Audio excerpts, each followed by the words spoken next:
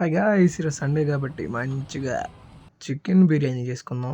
So చికెన్ని పట్టుకుని ఇంటికి వచ్చేసా, తీసేసేసా, తర్వాత కడిగేసి తోమేసి తర్వాత పెరిగేసేసాను. పెరిగేసాక కారం, మసాలా పొడి, గరం మసాలా, అదే చికెన్ మసాలా, తర్వాత పసుపు వేసేసి బాగా కలిపేయాలి.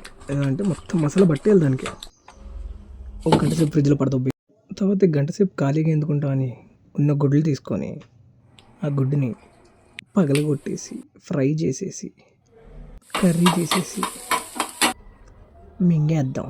ఎలాగో తినేసాను కాబట్టి ఇవి కూడా కోసేసుకొని కూర్చొని తర్వాత మళ్ళీ గంట సేపు అయ్యాక ఫ్రిడ్జ్లోకి వెళ్ళి బయటికి తీసి తర్వాత పొయ్యి మీద పెట్టి నూనె పోసి తర్వాత ఇంగ్రీడియంట్స్ వేసి తర్వాత అది మరిగి అది బాంబుల్లో పేలుతుంటే తర్వాత టమాటాలు వేసి మిర్చీలు వేసి కొత్తిమీర పుదీనా వేసి అన్నం వేసి ఆగి తర్వాత విజిల్లు మూరేసుకున్న తర్వాత చూస్తే అయిపోయింది మన బిర్యానీ. కానీ బిర్యానీ ఒకటి ఉంటే కర్రీ కూడా చేశాను.